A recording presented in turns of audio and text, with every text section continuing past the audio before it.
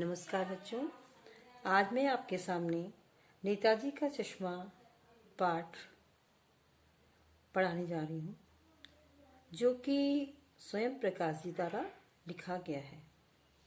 मैंने अपने पहले भागों में बताया है कि स्वयं प्रकाश जी मध्यम वर्गीय जीवन के कुशल चितेरे और उनकी कहानियों में वर्ग शोषण के विरुद्ध एक चेतना है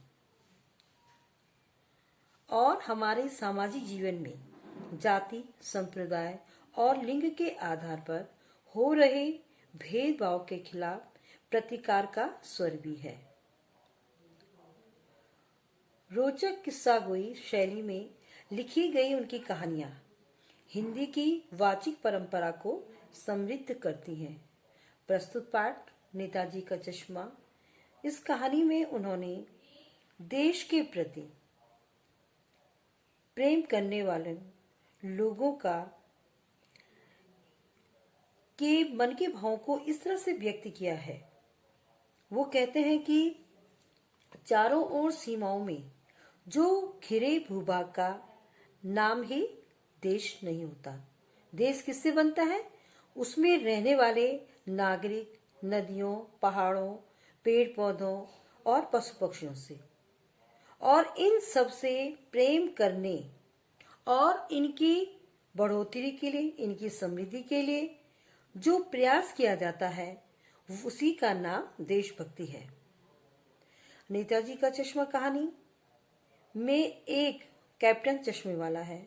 उसके माध्यम से लेखक ने देश प्रेम को इंगित किया है और बताया है कि इस देश के निर्माण में अपने अपने तरीके से लोग सहयोग कहते हैं। इस कहानी में यह भी दिखाया गया है कि इसमें बड़े ही नहीं, बच्चे भी शामिल हैं। उन्होंने अपने इस देश प्रेम की अभिव्यक्ति को तीन पात्र हैं: हालदार साहब, कैप्टन चश्मे वाला, जिन्होंने मूर्ति बनाने वाले मूर्तिकार। तो इन सब के आधार पे उन्होंने इस कहानी का निर्माण करके और यह बताया है कि देश प्रेम को हम कैसे कैसे अभिव्यक्त कर सकते हैं। एक छोटा सा कस्बा, उस कस्बे के चौराहे में नेताजी सुभाष चंद्र की मूर्ति, वह मूर्ति संगमरमर की है और संगमरमर की मूर्ति पर अस्थि चश्मा हमेशा लगा रहता है। और हालदार साहब बार बार जब उस चौराहे से गुजरते हैं तो उन्हें मूर्ति के चश्मे बदलते हुए नजर आते हैं। पान वाला है, पान वाले से जब वह पान खाते हुए उससे कस्बे के बारे में पूछते हैं तो उन्हें पता चलता है कि कैप्टन चश्मे वाला जो रोज अपने देश प्रेम को अभिव्यक्त करने के लिए, यह हमें उसके कार्यशैली से प्रतीत होता है कि उसके मन में एक देश के नेता के प्रति कितना प्रेम है। तो वह अपने चश्मों में से कोई एक फ्रेम वाला चश्मा नेताजी की मूर्ति पर लगा देता है। इधर पान वाला जो है हालदार साहब को बताता है कि कैप्टन कौन है। जब हालदार साहब ने पान वाले से पूछा कि कैप्टन क्या कोई सेनानी है, तो पान वाले ने थोड़ा मजाक बनाते हुए कहा कि वह लंगड़ा क्या जाएगा फौज में। और उसी समय हालदार साहब ने देखा कि कैप्टन कौन है। एक बेहद बूढ़ा मरियल सा लंगड़ा आदमी है जो सिर पर गांधी टोपी और आंखों पर काला चश्मा लगाए है। वह इधर उधर घूमकर चश्मे बेच रहा है और जब किसी ग्राहक ने मूर्ति के चश्मे जैसा फ्रेम मांगा तो वह उस फ्रेम को वहां से उतारकर ग्राहक को दे देता है और मूर्ति पर नया फ्रेम का चश्मा लगा देता है। मूर्ति के चश्मे के पीछे की कहानी भी पान वाला इस तरह से बताता है और हालदार साहब इस बात को सोचते हैं कि समय की कमी के कारण मूर्तिकार मूर्ति का चश्मा बनाना भूल गया होगा, जिसके कारण मूर्ति को बिना चश्मे के ही लगा दिया होगा। मूर्ति पर चश्मा नहीं होने का क्या कारण है? एक दिन जब हालदार साहब रोज चश्मे बदलते हुए देखते थे, लेकिन एक दिन चौराहे से गुजरते हुए उन्होंने देखा कि बाजार भी बंद था और मूर्ति के चेहरे पर कोई चश्मा भी नहीं था। और अगली बार भी उन्होंने मूर्ति को बिना चश्मे के देखा। जब पान वाले से उन्होंने इसका कारण पूछा तो पता चला कि कैप्टन मर गया। कैप्टन कौन था? जो मूर्ति पर चश्मे लगाता था।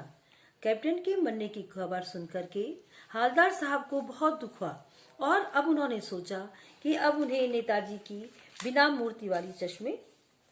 बिना चश्मे वाली मूर्ति देखनी पड़ेगी। हवलदार साहब जीप में बैठ करके आगे चल दिए और उन्होंने कुछ नहीं पूछा। पान के पैसे चुकाए और जीप में आकर बैठ करके रवाना हो गए। बच्चों, मैंने पूरी कहानी का सार आपको बताया। अब अंत में आपने देखा कि कैप्टन जो कि नेताजी के प्रति अपनी देशभक्ति को किस रूप में प्रकट करता है, रोज नए चश्मे लगाकर। तो एक दिन जब वह मर गया तो लोगों को उस कस्बे में क्या है, एक सन्नाटा सा छा गया। सभी दुकानें बंद थी। तो हवलदार साहब भी मन महसूस कर रह गए और यही सोचते रहे कि अब जो है नेताजी की नेताजी की जो मूर्ति है वह बिना चश्मे की अब उन्हें देखनी पड़ेगी। वह चुपचाप मन महसूस कर रहे और फिर पान के पैसे चुका करके जीप में बैठ करके वह चले गए। आगे अंतिम पैराग्राफ में आपको जो बताने जा रही हूँ, हवलदार साहब बार बार इस बात को सोच रहे थे कि क्या होगा उस कौम का जो अपने देश की खातिर घर गृहस्थी, जवानी, जिंदगी सब कुछ होम कर देने वालों पर भी हंसती है और अपने लिए बिकने के मौके ढूंढती है। दुखी हो गए। 15 दिन बाद फिर उसी कस्बे से गुजरे। कस्बे में घुसने से पहले ही ख्याल आया कि आज कस्बे की जो हृदय स्थली है, सुभाष की प्रतिमा अवश्य ही प्रतिष्ठापित होगी। लेकिन सुभाष की आंखों पर चश्मा नहीं होगा, क्योंकि मास्टर बनाना भूल गया और कैप्टन मर गया। सोचा आज वहां रुकेंगे नहीं, पान भी नहीं खाएंगे और मूर्ति की तरफ देखेंगे भी नहीं, सीधे निकल जाएंगे। ड्राइवर से कह दिया कि चौराहे पर रुकना नहीं, आज बहुत काम है, पान आगे कहीं खा लेंगे। लेकिन आदत से मजबूर आंखें चौराहा आते ही मूर्ति की तरफ उठ गई और कुछ ऐसा देखा कि चीखे, रोको। जीप स्पीड में थी। ड्राइवर ने जोर से ब्रेक मारे और रास्ता चलते लोग देखने लगे। जीप रुकते न रुकते हवलदार साहब जीप से कूदकर तेज तेज कदमों से मूर्ति की तरफ लपके और उसके ठीक सामने जाकर अटेंशन में खड़े हो गए। उन्होंने क्या देखा कि मूर्ति की आंखों पर सरकंडे से बना छोटा सा चश्मा रखा हुआ था, जैसे कि छोटे छोटे बच्चे बना लेते हैं। हवलदार साहब ने जब यह देखा तो उन्हें बहुत ही आश्चर्य हुआ और वह बहुत भावुक हो गए और उनकी आंखें इस बात से भर आईं। बच्चों, आपने देखा कि हवलदार साहब कैप्टन की मृत्यु से बहुत दुखी थे और वह यही सोच रहे थे कि आज जो है उसकी आंखों पर, मूर्ति की आंखों पर चश्मा नहीं होगा।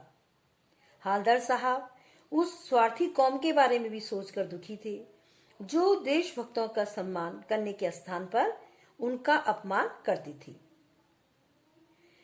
प्रस्तुत गद्यांश में लेखक ने युवा पीढ़ी को यह संदेश देने का भी प्रयास किया है कि हमें देशभक्ति की भावना और देशभक्तों का सम्मान करना चाहिए। उनका उपहास या मजाक हमें नहीं उड़ाना चाहिए, क्योंकि वो अपना पूरा जीवन देश को समर्पित कर देते हैं और हमें उनसे प्रेरणा लेनी चाहिए। बच्चों, अब मैं अपना पाठ समाप्त कर रही हूँ। आशा है कि आपको पूरा पाठ समझ में आ गया होगा।